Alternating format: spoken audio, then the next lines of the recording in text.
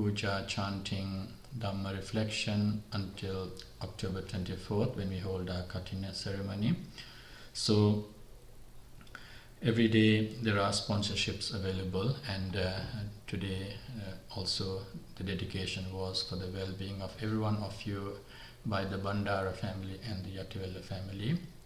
So we wish Amika a very happy belated birthday as well.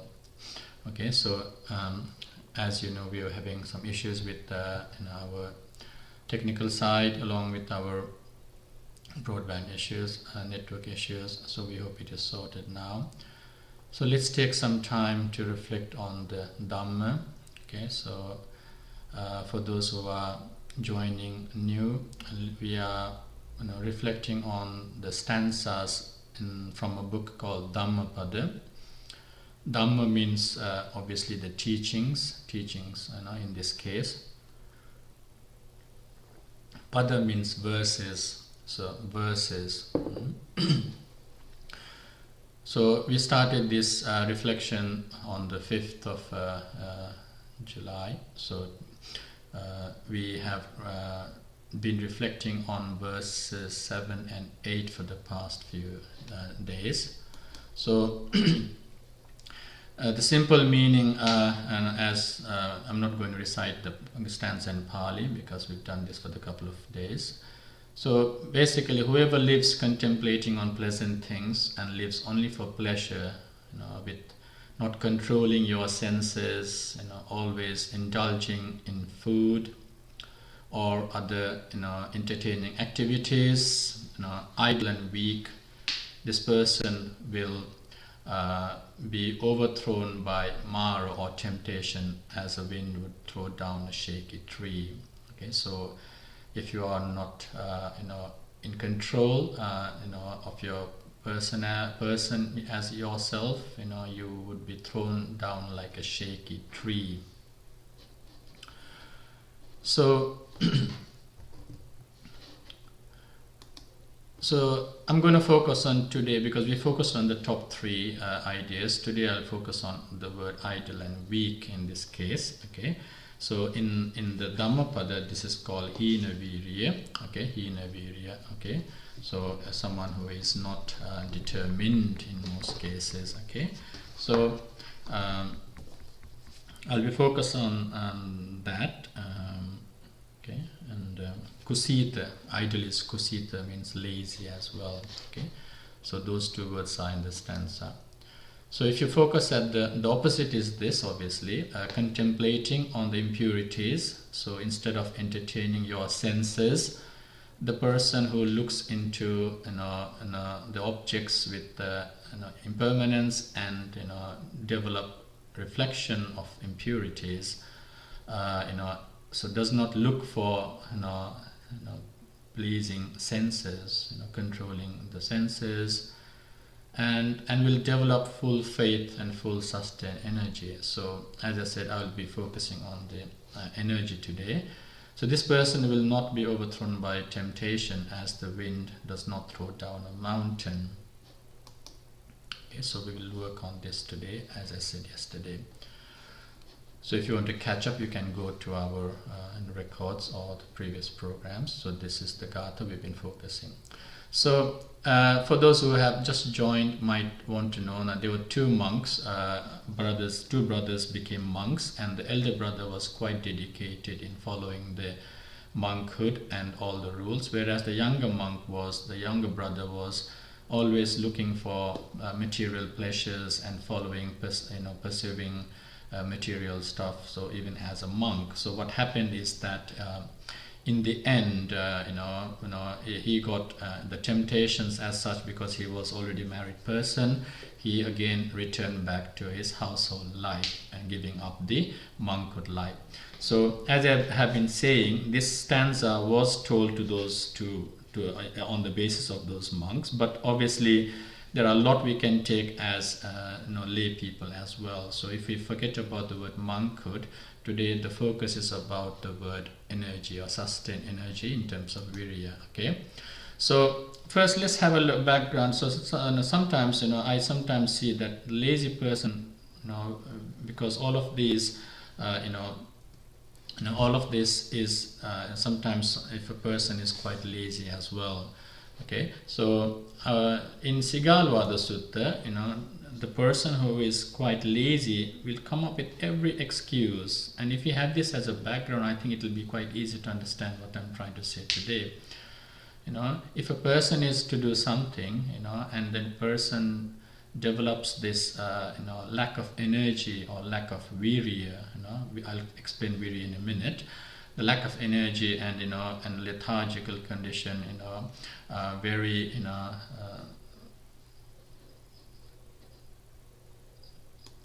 lazy person, will even say, "Oh, it's too cold." Okay, sometimes when the weather changes, let's do it another day. When someone is committed to do something, "Oh, I can't do it today. I want to wrap up myself with the quilt and stay in bed." Or if you have certain things to do, what a person might do is, "Oh, it's I don't want to wake up. It's too cold. It's too hot." So maybe next few days when the sun comes, we might also put off certain things.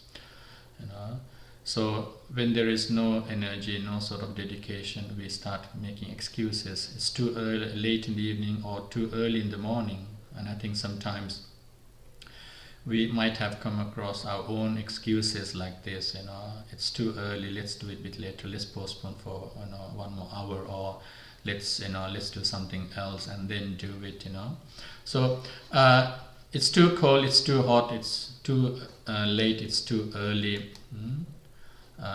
Sometimes we'll excuse oneself with hunger, and also with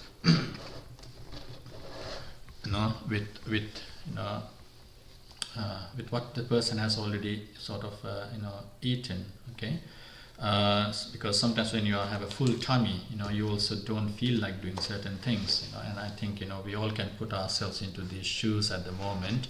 When there is something to do, I've just had lunch, so let's give me some rest, or let's rest for a while. So that sort of excuse might be. Now this is obviously in the top level. Okay, we are talking about this in the gross level, but this is sometimes a person who is lazy, will always procrastinate and come up sometimes with certain excuses. Now obviously these facts might not be wrong, because for a procrastinating mind, this is you can see what someone might do. But again, remember, this is during the Buddha's time, but now we have so many excuses. We are so much busy. Sometimes in our procrastination, there might be certain things that we might give as excuse, which then might obviously, as the facts on the screen is quite right, it is hot and you can't do something.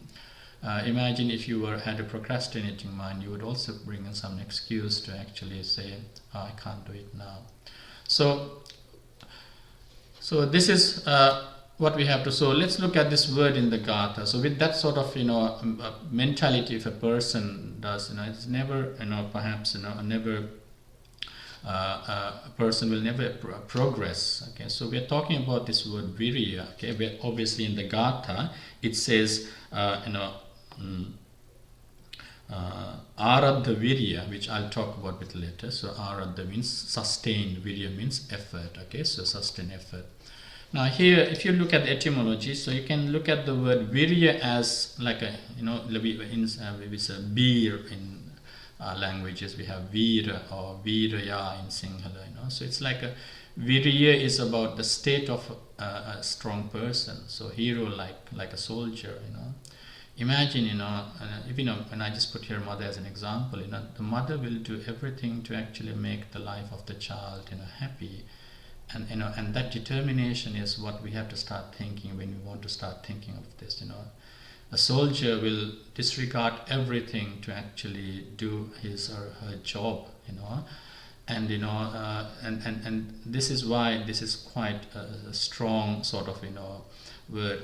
And in the spiritual path of enlightenment or Buddhism as well, we have lots of places, lots of words being used, so energy, diligence, to persevere, never give up, that sort of idea. Okay, So what is more important is, I think, in this one. So it is the mind or the decision that will not change. It's proactive. It's proactive. It is devoted.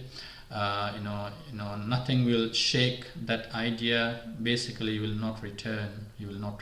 And for those who are children listening to us, if you can recall the incident when the 5 ascetics left the ascetic Gautama, he didn't say, oh, and he didn't actually give that as a reason to give up what he was doing. He didn't turn back, and he even actually, what we say is, chaturanga samannagata vira. He even dedicated himself so much so that he thought, even if it actually dries my skin, body, and I will not get up until I've achieved what I want to do. So it is that sort of sustained effort that we are trying to talk here. Okay, so we are looking at that sort of sustained effort. So that is from the Abhidhamma. Okay, so in Buddhism, in the path towards enlightenment, obviously you need to develop this. This is quite important, for those who are familiar with the Eightfold Path. This comes in the meditation section or Samadhi section as Samma Vayama. Okay, it is about so it's an important factor in the progress. If those who are quite learned in the Bodhipakya Dhammas, you can see that it's mentioned a lot of times. A lot of times it's mentioned, and because this is quite important in the path of spiritual progress.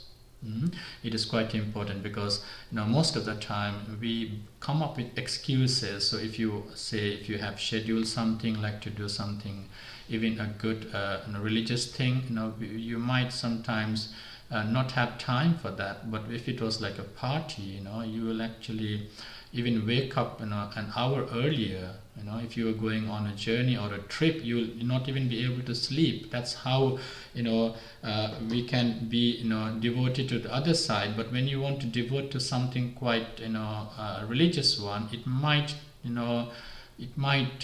be hindered by certain things, like excuses might be is one of the things that will do. So in the practice of the Buddha Dhamma, so we should learn how to let go of what I would call the excuses. So right effort, therefore, in Buddhism is quite important to remember. So remember, this is not fully the physical effort. It's about the mental energy that you develop. The ability that you will never give up. If you want to do certain thing. So especially if it is like anyone with a task. Now I know there are some people, when you sit down to do your work, you will not stand up until you finish achieving what it is. Whether it is homework or whether it is a project as adults or working people, sometimes you have that courage, determination that you will not stand up until I finish this. And there are times we may have experienced. So imagine similar thing, sometimes we need to actually have this mental effort into certain things, such as when it comes to precepts, observing precepts. Sometimes the temptations might be such that you would want to, it's okay, this time I will do this, but maybe next time I won't do it. Okay, so the mindfulness is quite important, that we don't actually even break our precepts. You've got to be determined that you will not do something. So it is about letting go of those emotions or the temptations that actually stop you from doing the good things. When it comes to meditation, and also people might give up straight away thinking, oh, I can't do it. You haven't even tried meditating, or you've just actually seen the waters, but you haven't tried to dip your leg into it. So sitting down and sort of maybe just seeing the mind work is not a hard thing, but it does not, when someone has no effort, when someone has no sort of determination, it doesn't work. So in the spiritual path, this is quite important. Okay, so it's an effort from the beginning to the end. So I'll just quickly, there you can, if you want to actually go deeper, this is the way to look at it. We have to have āraddha viriya, something that is required to begin an action. Like sometimes you might see a film and you might get an idea, and that is the spark of your new venture, new journey. Or sometimes you might listen to a sermon, yeah, and then you will think, oh yeah, I need to do this, and I think it's really interesting, I think I'm going to do this. But then by the time you finish the sermon, you forget about it. So there are lots of occasions like this, inspirational speeches. Sometimes you read a book, you see an advertisement, and you think, yeah, I need to do this. But when you do that, that is, if you do it, if you make a kickstart, that is the āraddha. And some people can't even come to this stage, not even like give it a go. So this is not, it shouldn't stop here. We have to look at the continuity of it, which is the nikkama dhatu, something that you have to sustain. So once you've kick-started, say for example, like this program, you started to sit at 6:30, and then, but then, sometimes you might, turn it off and then go, because you can't maintain your effort, you can't maintain the determination that, you had when you sat down. Okay, if you sat down, say, okay, I won't get up until this program is over, then you can see everything that comes as excuses is easily wiped. We are able to wipe it off. We are able to stop it. Okay. Similarly, when you want to do certain things, you might have disturbances. You might have your scheduled TV programs. You might have your, commitment to certain things, but sometimes you learn how to prioritize, because you, in spite of all the obstacles that might come about to you, you are aware of it and will not let it, stop you from doing certain things. Especially when it comes to religious terms, as I said earlier, our mind is always dominated, sometimes most of the time, with unwholesome, perhaps, roots. When these unwholesome roots are quite predominantly, manipulating your thought processes as well as, mental formations and actions, you can see that, we are habitually always trying to seek and entertain ourselves, and slight distraction is good enough sometimes, to actually stop, and then even the first viriya or āraddha dhatu is then gone, because you couldn't continue it. Lots of people, this is where I use the word procrastination. Sometimes you bring in something to actually make excuses to not continue what you are doing. So if you started, maybe like a still day observing precepts, or if you started a project, in education or in workplaces, sometimes, we will see that there are lots of barriers, sometimes competition, sometimes we give up, we start becoming a bit too lethargic because you don't find a solution, or sometimes you give up because, you feel, physically tired and you think, oh, I can't do this anymore. So we need to be careful and have that balance, so that you are not actually going to extremes anyway, so because sometimes killing yourself is not what we say nikkama dhatu. We are not killing ourselves. We are actually trying to make sure that we don't give up with what you initiated, what you started, and this is quite important. Okay, so it's not about killing yourself to get to do or to achieve what you need to achieve. This is an extreme. So it might be in terms of other things like that, and sometimes, you got to be mindful of your health, you got to be mindful of your, people in the home, not neglecting your duties. So, sometimes if you're a parent, although you have certain, certain determination, but you still actually on the sideline, look after your children and then fulfill your duties. They are important, because they are partially supporting your, effort. And sometimes, like when you feel that nothing is working out, give it a break. You can give it a break. It's like lots of people talk about the stress management system as, holding a pen. This is not that heavy, but you can hold it for a couple of minutes, not feel any pain. But sometimes when you keep holding it for like an hour like this, and you start feeling the whole right hand side of your body aching. So all you need to do is give it a break, and then maybe use a left hand to lift it. Okay, so when you give a break, sometimes you actually can have a time for contemplation, reflection, evaluation, analyze, and you can start achieving something. Sometimes you have to reflect on your own personal practice as well. There can be something that you are getting it wrong, and you have to acknowledge that fault. You have to acknowledge that error, because what you wanted was different. So even the Buddha wanted to achieve enlightenment, but he knew that there were certain things what he did was wrong, and this is what he first said to the world. Avoid two extremes. I've tried this. Don't you try this yourself? I've tried this. So that pause, that sort of that gives you some time for reflection. And so the nikkama dhatu doesn't mean you kill yourself to achieve something, or it is actually reflecting, maybe finding new paths, new ways of trying to achieve certain thing. Sometimes we can be too resilient once we are into one thing. We can be too sort of passive. So this is not. So when you are proactive, we look at many avenues and opportunities and start trying to achieve what you want to achieve.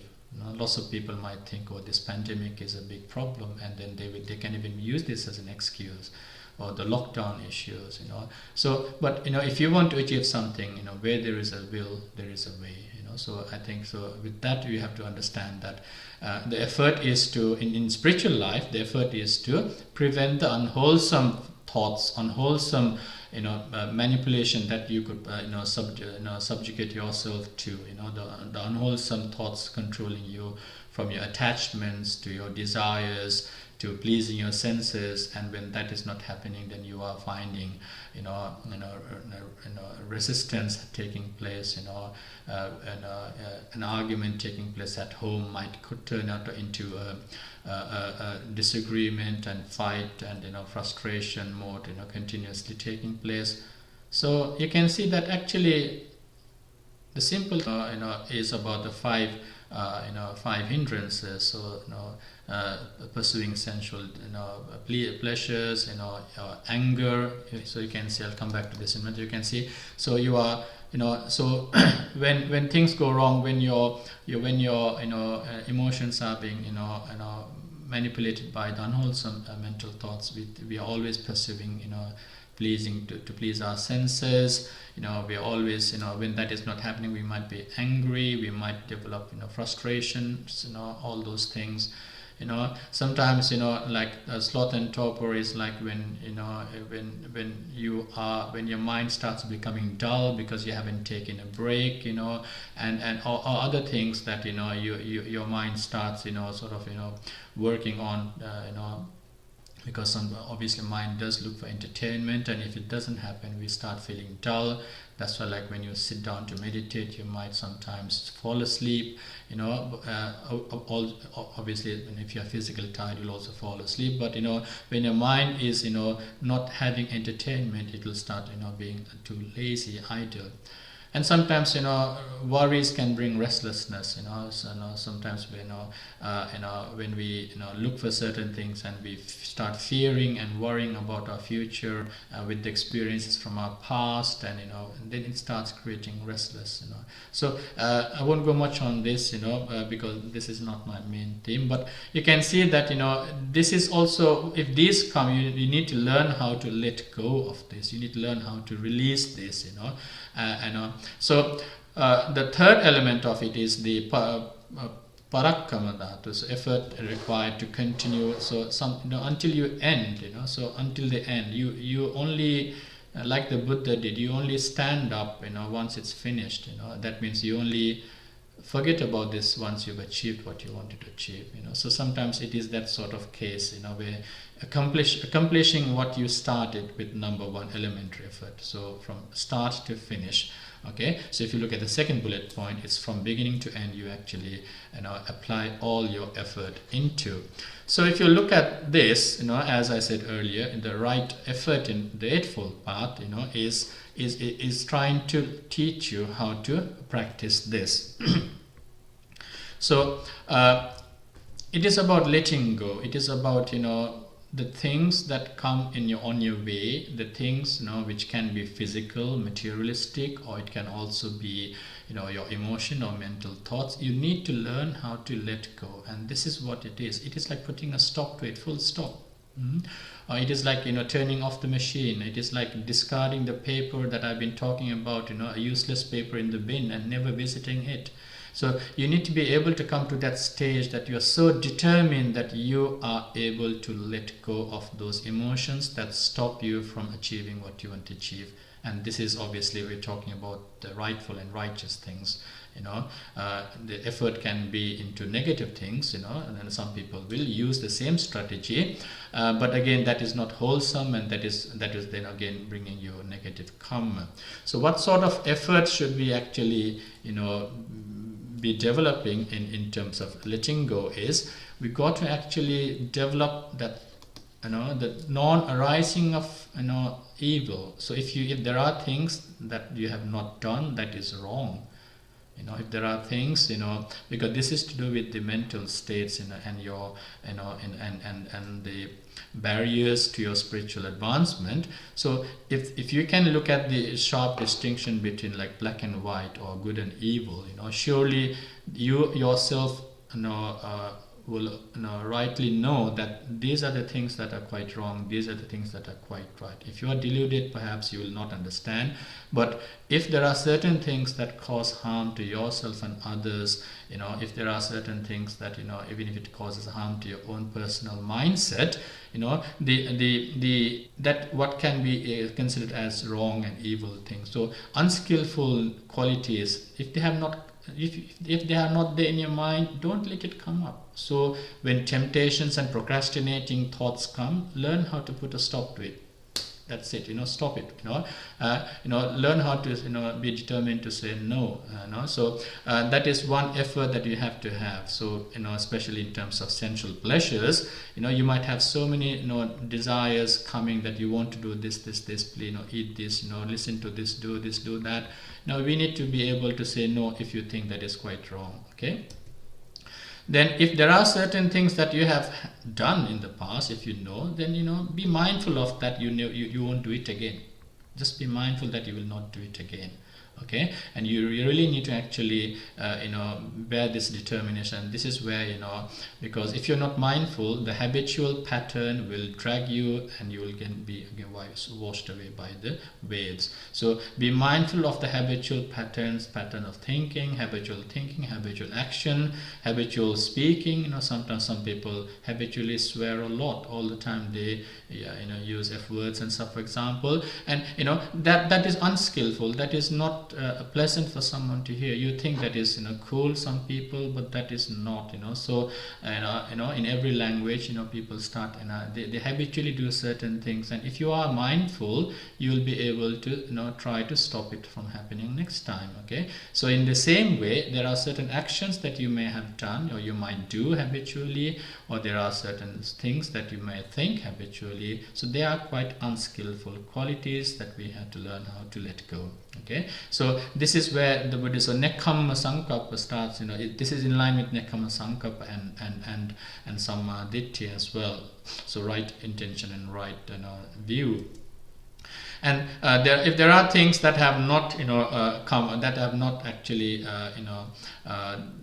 good things that you have not actually thought of. So in this case, this is like where we talk about exploring, and and as once you've analyzed, evaluated, and you explore, and you might think of different avenues. That is in terms of your lay life or any life, maybe in business or whatever. So this is where we have to think of: are there things that there are good things that I have not tried, and you need to give it a go. Okay, because you need to achieve if you want to achieve success, you need to give certain try to certain things. Don't be resilient and live in the comfort zone and think, okay, I've tried so much and I can't do it anymore. So this is a wrong thinking. So the last one is obviously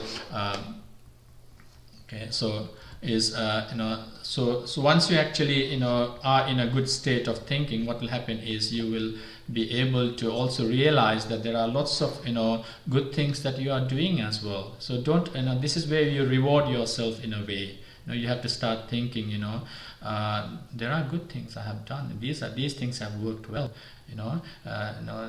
These qualities are really good. So this is like mudita, where you actually, it's not fully mudita, but this is where you actually, continue what you are doing, the good things that you are doing. Okay, so you can't abandon the good things, because they are the supportive mechanism. They are the fueling energy that you can get, because you have to be, you have to praise yourself. Well done, this is really working good, so we shouldn't forget how to do this, we shouldn't forget not to do this. So it is about the skillful qualities that you actually reflect and then make it like a good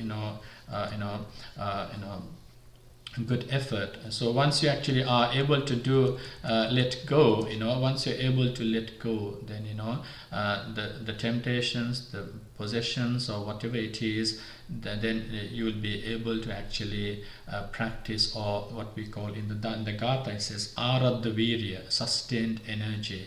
Okay, so it is quite important to actually see all of these skillful things that we discussed, that it will help you to achieve what you want to achieve. And in that case, obviously the Buddha told to the young monk, okay, that where he lacked this sort of energy in his spiritual practice, then he was swept away like a shaky tree. He left the monkhood and then went back home. So the effort that you can put into can be in anything, as I said earlier. It can be in your education, can be in your personal life, can be in your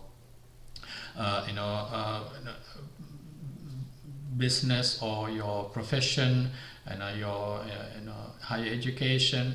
All of this is that good reflection that you need to think about.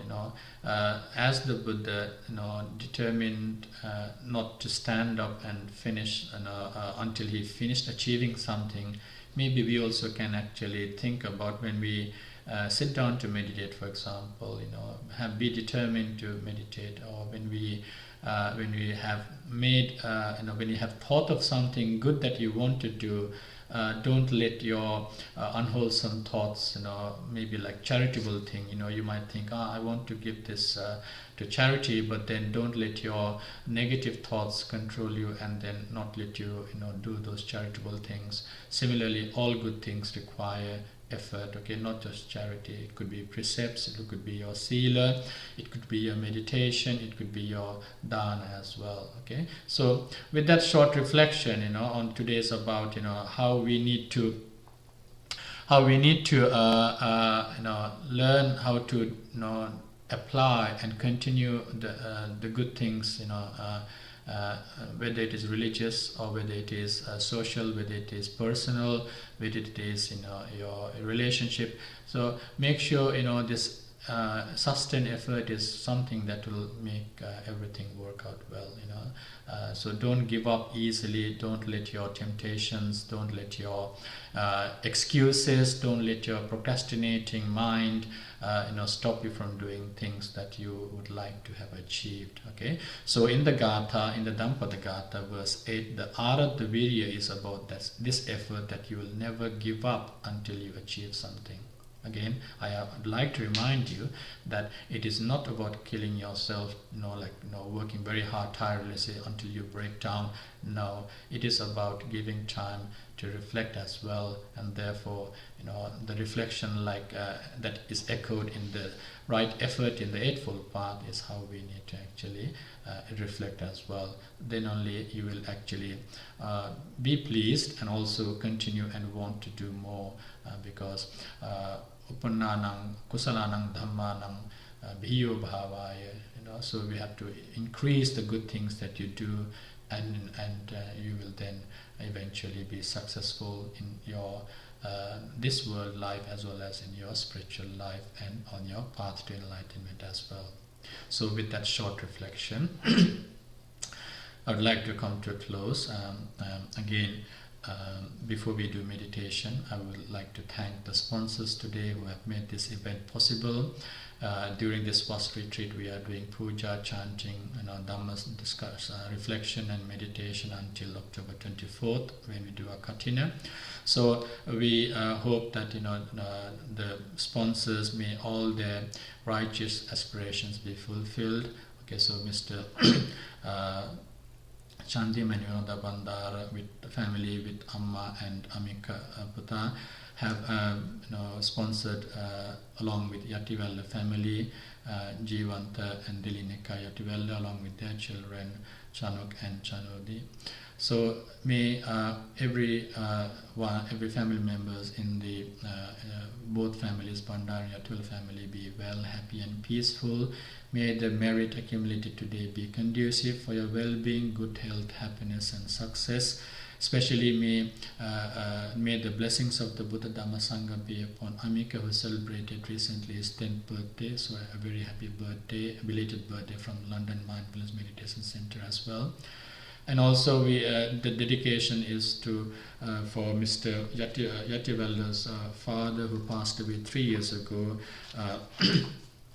C.B. Yativella. May he rejoice in our Pinkama and may he be happy wherever he is. If there are unfortunate situations, may he overcome them and then be happy, and eventually may he attain the bliss of Nibbana. So with those kind thoughts, we dedicate this ceremony to all of you as well for your good health, happiness, success and prosperity.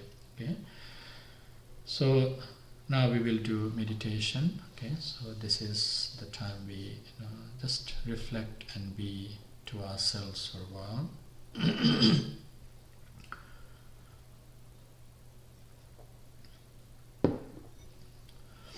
Okay, so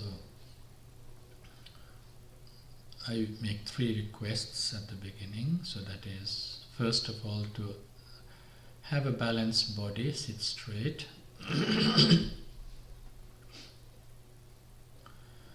So try avoiding leaning to either side or even your back to the chair or sofa. So upright body. And secondly, your hands need to be still. So make sure you don't play with your clothing. If your hands are on your knees, don't start massaging your knee or something, playing with your clothing. The best way is to put your right hand on the left palm so that it avoids everything. Third request is to close your eyes.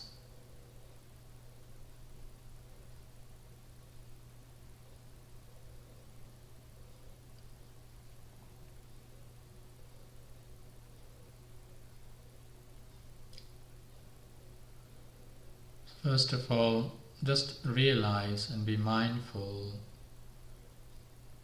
that you are quietly sitting down. No mobility, not moving. Very different from the way you were before 6:30.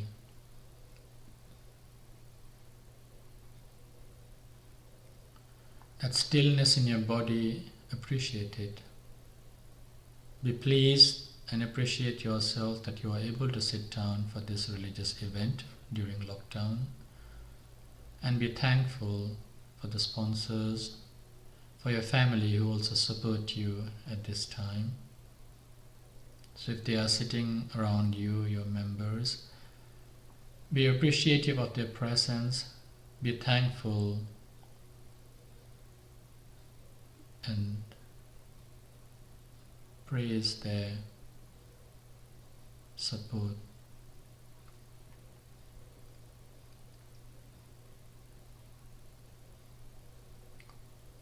If there are family members not participating with you now, it's okay. Don't comment, don't criticize. Be appreciative of their presence and, at least they are not disturbing you. Even if they are disturbing you, don't comment. Forgive them.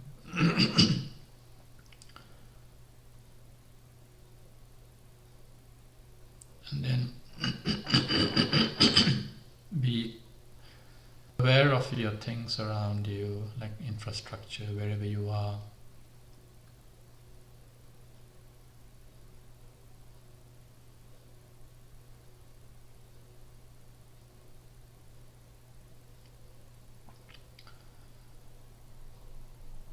So this peace that you are experiencing now is always there. Something is stopping if it is not there. This peace of mind is there when your mind is still, when your mind is not expecting anything, when your mind is not thinking anything. So be mindful of the present moment. Over the past few days, we reflected that it is our deep expectation that we have, sometimes called attachment or gravely called clinging, that stops us from accepting the reality and being dissatisfied. So the peace of mind is ruined by our attachment and our dissatisfaction or disagreement, which turns out to be nurtured with anger and resentment or frustration.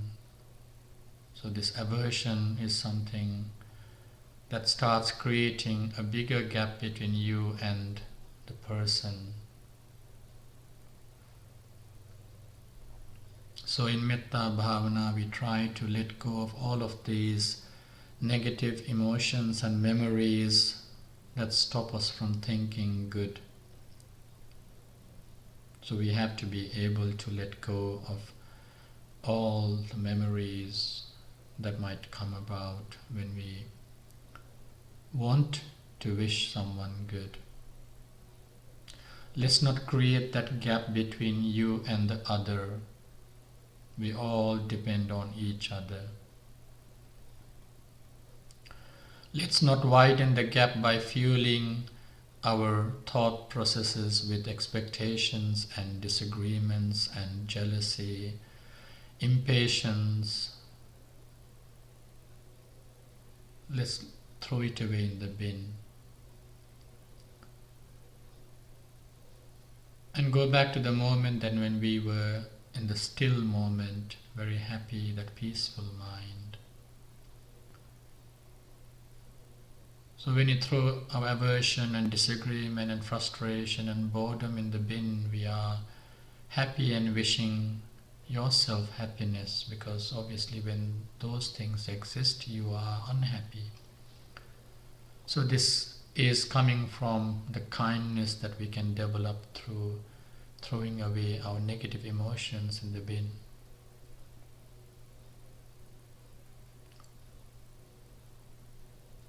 This happiness is genuine when we don't bring conditions to those. Even to yourself, no condition. We're not sharing this happiness with condition. We're not wishing others well with conditions. So this is a thinking process of well-being. So think to yourself, may I be well, happy and peaceful. Just contemplate on that. May I be well, happy and peaceful.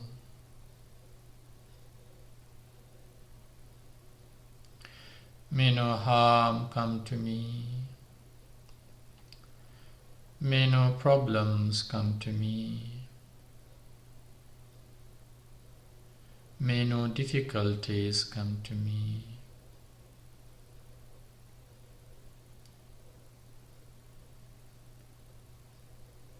May I always meet with success. May I also have the patience, courage and understanding to meet and overcome difficulty in life.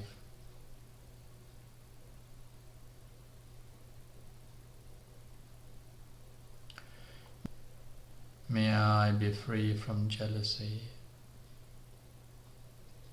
May I be free from pain and suffering.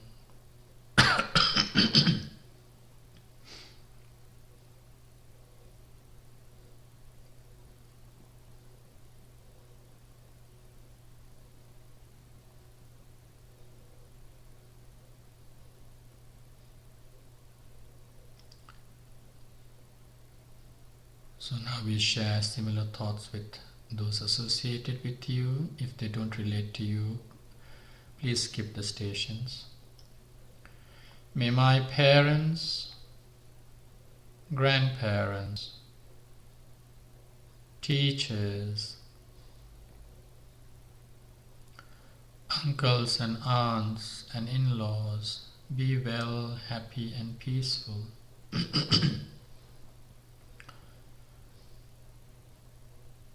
May no harm come to them. May no problems come to them. May no difficulties come to them. May they always meet with success. May they also have the patience, courage and understanding to meet and overcome difficulties in life.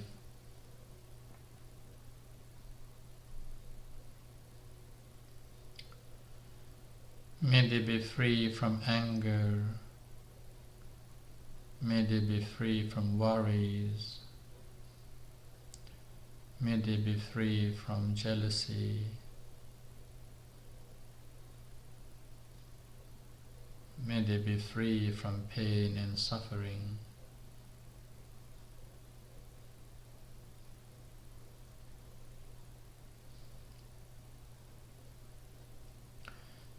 May my husband, wife, spouse, children, grandchildren, brothers, sisters, cousins, nephews and nieces, friends, colleagues at work,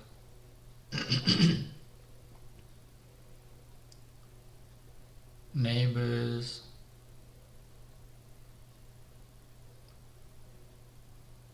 some neutral people that you meet every day. May they all be well, happy and peaceful. May no harm come to them. May no problems come to them. May no difficulties come to them. May they always meet with success.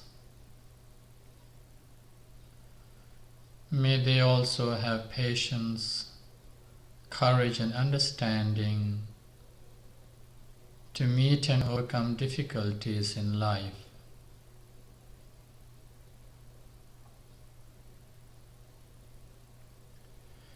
May they be free from anger. May they be free from worries. May they be free from jealousy. May they be free from pain and suffering.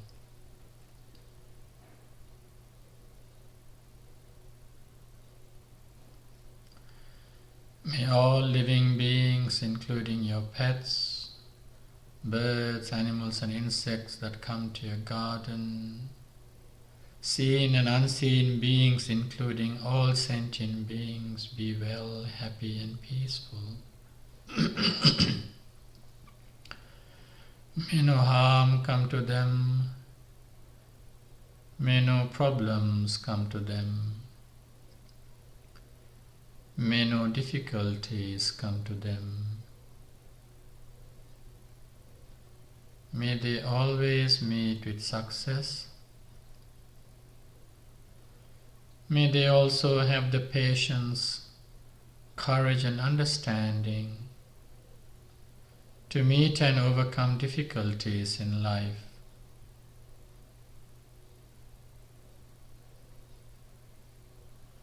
May they be free from pain and suffering.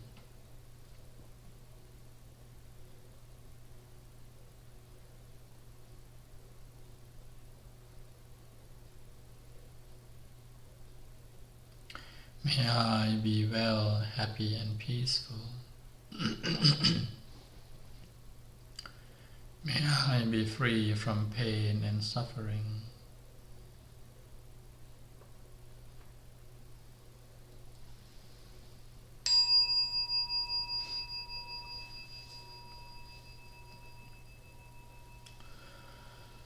Okay, so that is the end of our today's online broadcast. We apologize at the beginning when we had some technical glitches and the network being down as well. So you have just joined to our online broadcast of our daily Buddha Puja, chanting, Dhamma reflection and meditation for about an hour. We start at 6:30. So during this VAS retreat, we hold this until 24th of October, and sponsored by devotees, we make this possible. So today's service and puja and Dhamma sermon and Dhamma Dana was made possible by Chandim and Vinoda Bandara, along with Amma Malika and son Amika, who recently celebrated his 10th birthday. So to wish him a happy belated birthday, they sponsored the event today.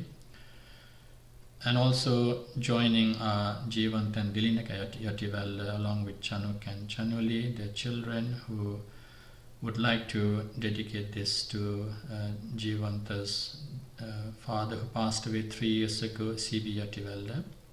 So may all the merit accumulated today be conducive for his well-being wherever he is. May he attain the blissed state of Nibbana as well. So tomorrow the event or the puja is sponsored by Prasad Kodaguda, so Mr. and Mrs. Prasad Kodaguda. So we hope you will also be able to join, and thank you for joining us today. Have a very nice evening. All the very best. Take care.